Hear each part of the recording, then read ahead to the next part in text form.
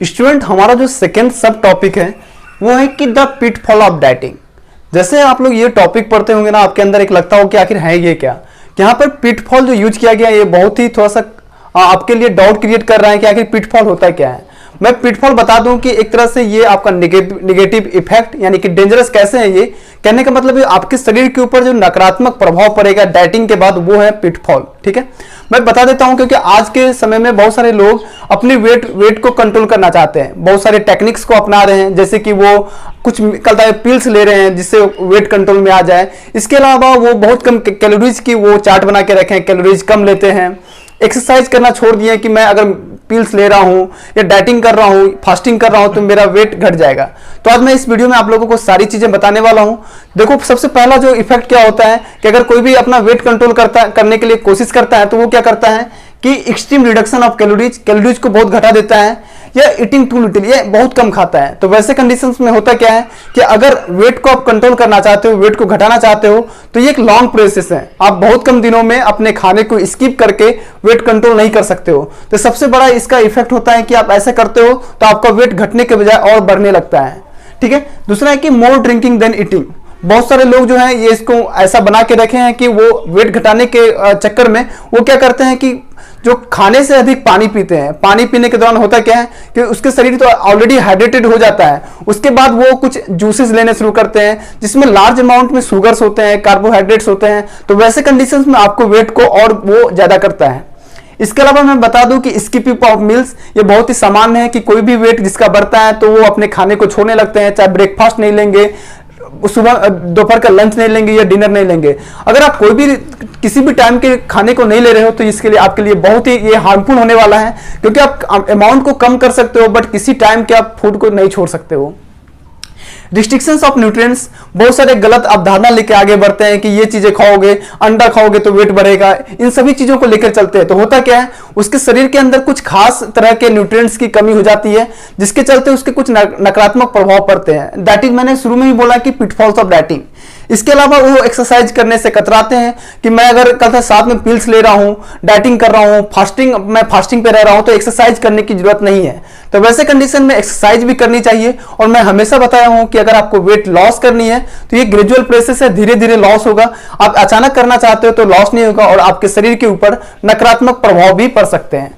ये था हमारा पिटफॉल्स ऑफ डाइटिंग। स्टूडेंट, मैं बात कर लेता हूं फूड मिथ्स के ऊपर, क्योंकि बहुत सारे लोग ऐसा अंधविश्वास पाल कर रखते हैं कि अगर ये खाओगे तो ये हो जाएगा, क्योंकि इंडिया में ये ज्यादा देखने को मिलते हैं। बट ये ऑल ओवर द वर्ल्ड ऐसी चीजें, फूड मिथ्स बहुत फैल गई है जिसकी वजह से बहुत लोग कुछ खाना नहीं खाते हैं।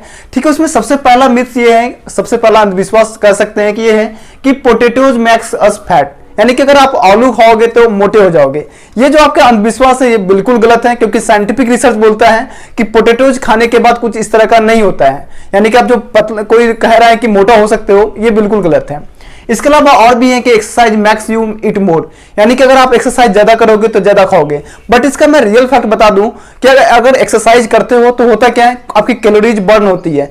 कैलोरीज बर्न होने के बाद थोड़े से अमाउंट में आप ज्यादा खाना लेना शुरू करते हो। बट जो ये लोग कहते हैं कि नहीं एक्सरसाइज एक बार कर लोगे तो आगे कभी भी आप खाओगे तो ज्यादा खाना खाना पड़ेगा, ऐसा नहीं है। कभी भी एक्सरसाइज करते हो तो कैलोरीज बर्न होती है, उस कैलोरीज को पूरा करने के लिए आपके बॉडी के अंदर से एक रिस्पॉन्स आता है ज्यादा खाने को लेकर।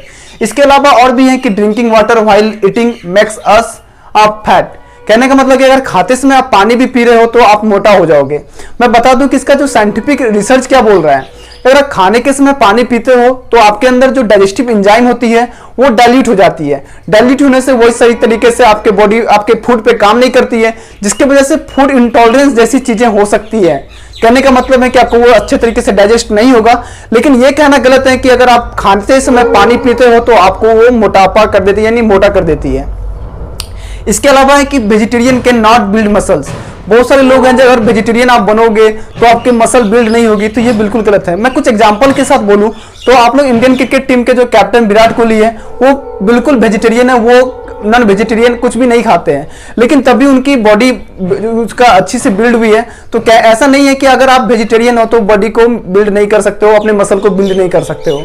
इसके अलावा और भी है कि food eaten late night is more fattening. अगर आप देर रात को खाना खाते हो तो आपके ये मोटापे को बढ़ाती है, ऐसा बिल्कुल नहीं है। होता क्या है कि अगर हम लेट नाइट खाते हैं तो उसके बाद कुछ हम लोग स्नैक्स ले लेते हैं, कुछ बिस्कुट्स वगैरह जो भी स्नैक्स ले लेते हैं, उसकी वजह से हम लोग का जो एबनॉर्मल हो जाता है वो खाना, और वो जो स्नैक्स लेते हैं उसकी वजह से कुछ वेट बढ़ जाता है। लेकिन ये कहना बिल्कुल गलत है कि देर रात को खाना खाने से आपके वेट ज्यादा हो जाती है। इसके अलावा और भी है कि हेल्दी फूड इज एक्सपेंसिव। लोग मानते हैं कि अगर आपको हेल्दी फूड लेनी है तो ज्यादा पैसे पे करने पड़ेगी, ज्यादा महंगा होता है। ऐसा कुछ भी नहीं है। आप आस पड़ोस देखोगे तो आप जो भी फास्ट फूड खा रहे हो, जंक फूड खा रहे हो, वो महंगा आपको दिखेगा। आप मार्केट में फ्रूट्स ले लो, फ्रूट्स सस्ते मिल जाएंगे लेकिन फास्ट फूड आपको महंगा मिलता है। तो ये सारी जो हम लोग अंधविश्वास, जो हम लोग भ्रम पाल के रखे हैं, ये बिल्कुल गलत है। साइंटिफिक वे से आप लोग देखेंगे तो ये सब सारे गलत होते हैं, लेकिन इसका कुछ हम लोग गलत मीनिंग निकालते हैं। तो आपके एग्जाम में ये सारी चीजें पूछी जा सकती है। हो सकता है कि उसके साइंटिफिक और साइंटिफिक जो उसका फैक्ट है वो भी पूछा जा सकता है, लेकिन जो फूड मिथ्स हैं 5-6 उसको आप लोग याद रखना, ये आपके एग्जाम में आ सकते हैं।